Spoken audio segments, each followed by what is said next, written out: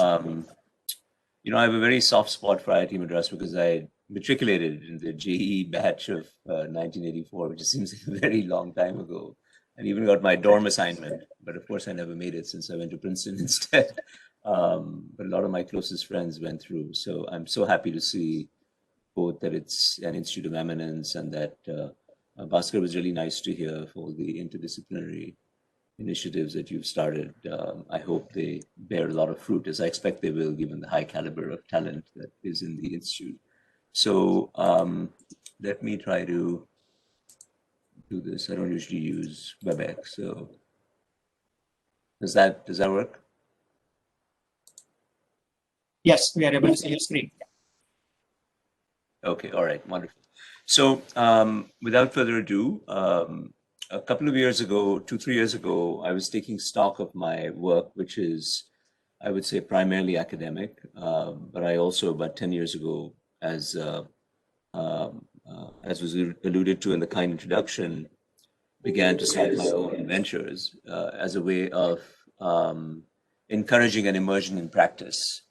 I'm trained as an applied mathematician primarily, so it didn't come naturally to me, but I thought one should try to put my money where my mouth was, figuratively, and got involved in this. So this book, Trust, which was published a couple of years ago, was really a taking stock exercises of personal experiences, a lot of failures and some very good successes. Tele, can you hear me fine? Yes, we can hear you fine. Please carry on. Okay. All right. So I'm going to talk through a couple of examples that come out of this. Most of my activity has been in India and in China, not so much urban China, but really off the beaten path for the last 20-25 years. And of course in India, where I grew up and continue to be very active particularly in the Delhi and Bangalore ecosystems. But also influenced by experiences in countries all over, post-apartheid South Africa, collapsing Venezuela under Hugo Chavez, hyperinflationary Brazil, crazy Turkey with its political turmoils and hot money flowing in and out. So really, again, as I say, it's the taking stock and, if you will, a pattern recognition exercise from a series of past attempts. The central idea in the book is pretty straightforward. It's just that the usual things that at least we in the West, in my adopted home in Boston or New York or the Silicon Valley, we take for granted certain trust-building institutions, credible laws, stable policy-making frameworks, regulatory oversight that is free from corruption, so on. These are, it's best to call a spade, often missing in the developing world. Not de jure missing, but de facto missing. In other words, there are laws in the books that promise us all these things, but there's many a slip twixt the cup and the lip, so to speak. In other words, these aren't really implemented. And so it seems to me that one of the central challenges for an entrepreneur in a developing country is to recognize that these institutional foundations are quite weak, and we shouldn't presume the existence of these phantom factors. So my central admonition in the book, and the point of a couple of stories that I will tell you, personal stories, I'll pick one from China and one centered in India, but also quite global, is that smart entrepreneurs in these countries need a bit of a mindset shift, right? You not only have to do what an entrepreneur would do in Boston, but to create your new venture, but you also have to create the underlying conditions to create. Now, this is a tall order. Everybody knows that creating something completely de novo is tough enough. And this makes it tougher, of course. And I think that's a fact of life, that it is tougher. And again, it's best to call a spade and start with a recognition of the fact.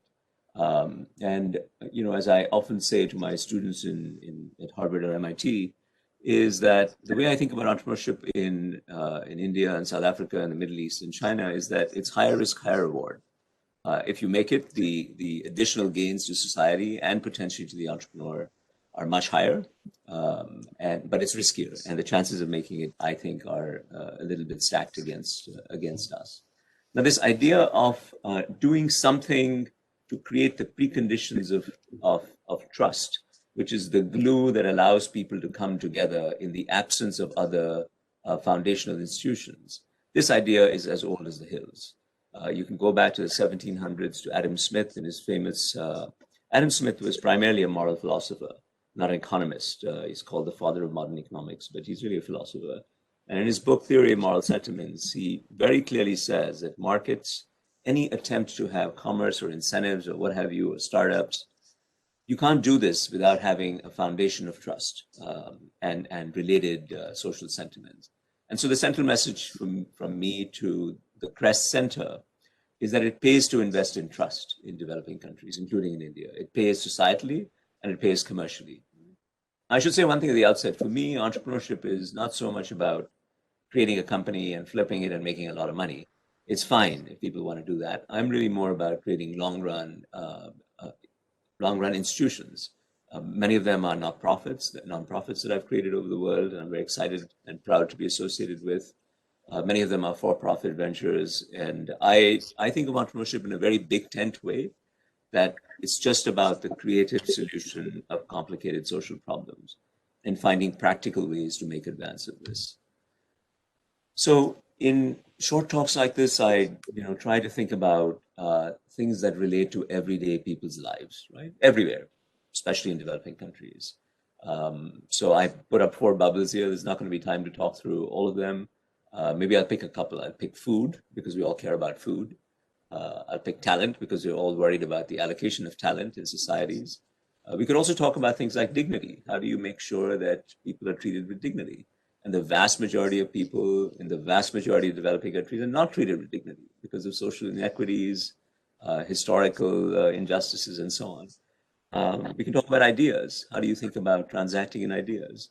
But again, for now, I will just pick a couple of these. So let me start with the Chinese example. This is a picture from about 2008, which I describe in my book. It was quite a devastating a crisis of poisoned milk, which had a big effect on me. I was working in China quite extensively in in 2005 to 2010, and what happened was various unscrupulous actors in the milk chain, from cow to consumer of milk, inserted a chemical called melamine in the milk. Now, why did they do that? Because melamine, turns out, has a nitrogen atom or molecules containing nitrogen that essentially dupes the protein content test, so that it looks as though melamine-laced milk has more protein than it actually has. And what that allows unscrupulous milk vendors to do is to dilute the milk and sell it and make it look as though there's more protein than it actually is. It's a way for them to make a quick buck. The problem is, this is very much like, in my childhood in Delhi and Bangalore. You'd worry that the milkman was pouring milk into the thing that he delivered into your house, for those of you who are old enough to remember those times. Not very different conceptually. The problem with melamine is that it kills people, particularly infants. And so you had massive scandal across China.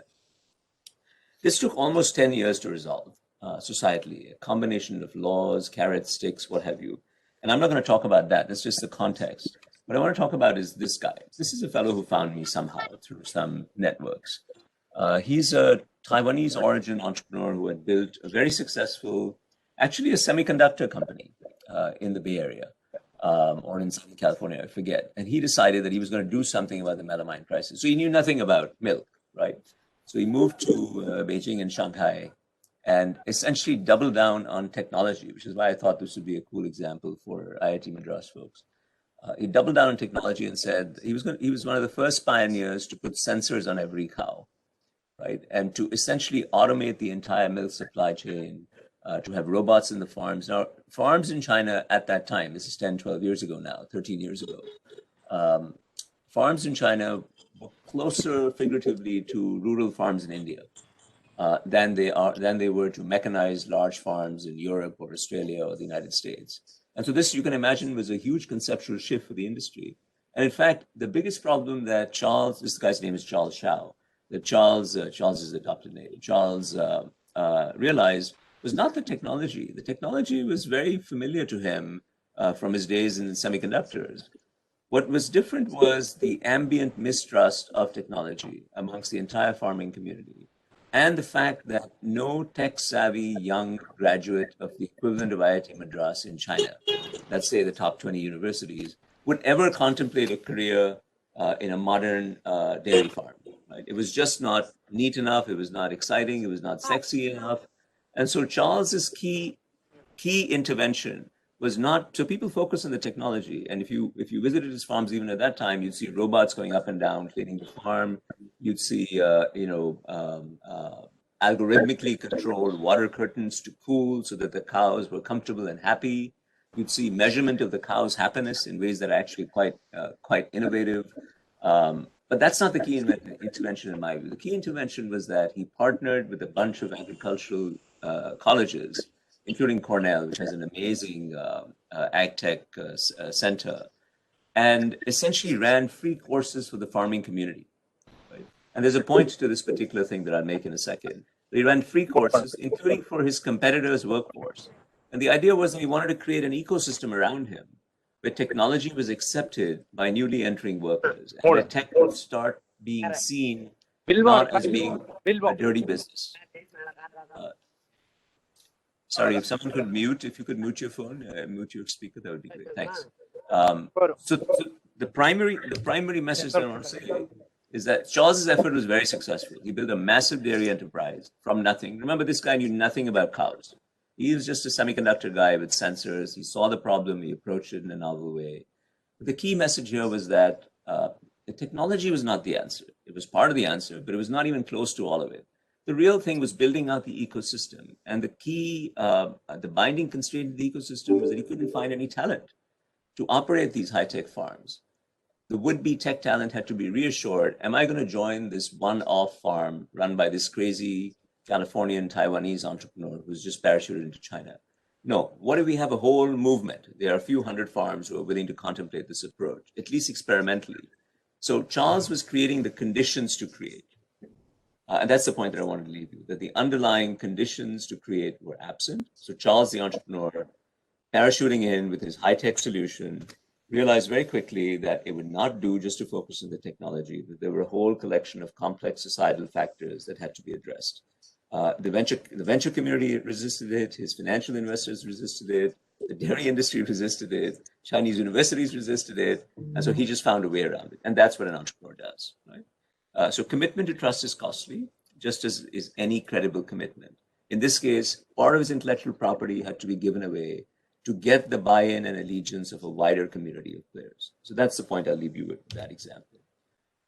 Let me give you another example. This is a company I co-founded with a graduate of IIT Delhi and a graduate of MIT. And it was one of the very first applications. I think I'm getting an annotation request. Should I just, what is this? I'm going to decline. I don't know what it is. No, I think you can continue, Tarun. Okay, all right. So this is one of the very first applications, I think, of basic machine learning, right? So remember, I'm an algorithm guy, but this is very basic machine learning going back 10, 12 years ago to solving the problem of marginalized talent, starting in Delhi, in India. But we quickly grew this company to being in Beijing, in Manila, in Dubai, and San Francisco, and of course, Bangalore and Delhi. The idea was very simple. If we can administer hundreds and thousands of different kinds of tests for all sorts of different things, very high order tests for aptitude and so on, and very, if you will, low end blue collar tasks. You know, can you be a farm helping hand? Can you be a car mechanic? Can you be a home healthcare worker? Or can you be a computational biologist? Can you be a Java programmer? The entire spectrum of things. So we basically created a whole ensemble of tests. There's a company called Aspiring Minds. You know, here are some, let me see if I can move this. It's frozen for a second. Here's some examples of tests that we created, right? So we had the world's first automated motor skill assessment called Tesla. That was before Elon Musk. Tesla became very popular. We had soft skill testing using animated video interviews. We had something called Swar, which of course is the Hindi Sanskrit word for voice. Using it to create machine learning created plus crowdsourcing created accurate evaluation of English speak that is sensitive to different countries' accents. And we had Automata, which was at the time one of the few programs that could grade programs, and so began to be used extensively by the likes of Amazon around the world to hire their own engineers, and so on. It's just a sampling of tests that we kept creating. So it's a very research-based enterprise. based in Delhi, Bangalore, Beijing, that we built over time. The main point is that what we were trying to do is address the problem that, in my view, 90% of talent in India doesn't get a fair shot, right, at doing things in life. You either luck out and you go to a decent university, and then the pathways to jobs and careers open up, or luck of the draw, you end up in a situation that you're unable to get a quality education, even though you might be extremely intelligent. And so we were finding different ways to measure not just aptitude, but different functional skills, so that we could remove the mistrust problem between employers and potential employees. So if you think about the mistrust problem, what does an employer do? They typically say, well, let's go to a place like IIT Madras. And you guys have all this campus placement, day 0, day 1, day 2, I forget what the nomenclature is. But the idea is that people are happy to come to you because they know that kids, young people who've gone through IIT Madras have a basic level of competence, right? They trust you. But if you go to university number 150 or 200 or 250, the employers are just not going to find it worth their while to invest the time, energy, and resources to go there. The thought experiment for the Agarwal brothers and me was, what if we lower the cost to the employers asymptotically so that they can experiment with talent that comes through non-traditional channels, including talent that doesn't even go to universities? If we can lower that cost asymptotically to not quite 0, but to a very low number, surely they'll be willing to try, because there's always this complaint that we can't find enough talent in the good companies. And long and short is, it worked pretty well in India, worked very well in Beijing, worked somewhat well in the Bay Area. And we exited this company successfully a few years ago to a much larger UK-based entity. Similar experiment, one of my friends alerted me to. He now runs a company called Andela, which is also trying to make the match between talent, software talent in Africa. This is a Facebook invested company, software talent in Africa, and go one step further than we did, which is double down on soft skills in addition to software talent, right?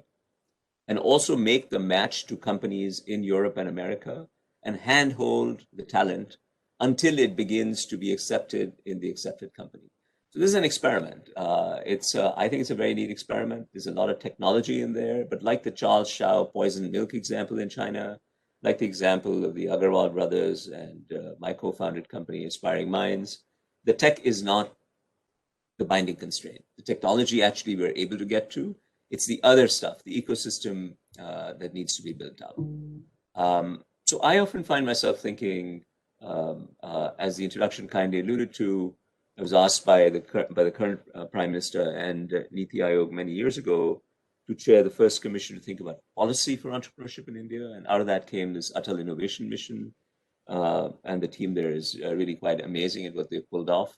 But the whole idea was to address the chicken and egg problem to cultivate trust. How do you get this started? So take scientists and entrepreneurs in India. I'm frequently reminded of this anecdote. I was giving one of these partnership summit keynote addresses to CII it must have been Delhi. And there was a room full of, some of India's most eminent CEOs. And the keynote was an Uday Kotak, who's a prominent banker, was interviewing me about something. And I remember asking the audience, how many of you in your professional capacities, remember these are like 100 odd prominent CEOs and investors. I said, how many of you in your professional capacities have spoken to honest to goodness scientists about your businesses in the last year? And the answer was basically 0, absolutely 0, right? Maybe there was one exception who was from biotech, but basically 0. If I ask the same question in my Harvard classroom, which has a global audience, the answer would be at least 70%. And that includes industries like retail, cosmetics, not even tech industries. There is always a role for science. Now, then you push them and say, why don't you talk to scientists? And they say, well, our scientists and engineers are not working on sensible problems. They're just locked and working on irrelevant things. There's no trust. You go to the scientists and they dismiss the business community and the industrialists as being corrupt or self-serving or both. Again, there's mistrust, right? But the good news is that there are so many countries that have addressed this. I just put three examples up here. The US, Israel, and Chile. And, on another occasion I talked, but the point I want to make is that this is an addressable problem. It just requires the ecosystem to kick in. Tarun, you can take 5 more minutes. You wanted me to remind. Yeah, so I actually will wrap up here. There was another piece I wrote right after this book was published, which is freely available on the web, When Technology Gets Ahead of Society, right? And the reason I wrote this piece is that it was more directed to scientists and technologists who, in my experience anyway, unwittingly make the assumption that once you have the technology, the problem will work itself out. In other words, technology is the main constraint that's preventing us from solving particular problems. My experience is very, very different from that. My experience is that technology, I wouldn't say is easy. Very often, technology coming out of our labs is incredible, and it opens up so many new possibilities. Take genome sequencing these days is an amazing example. But the preconditions for getting the maximum out of genome sequencing or the maximum out of some new cutting edge technology are just not in place societally. And so it behooves the entrepreneur or the would-be entrepreneur not just to focus on creating, but on creating the ambient conditions to create, which is really the central message of the book. So Tere, let me stop with that, and I will stop.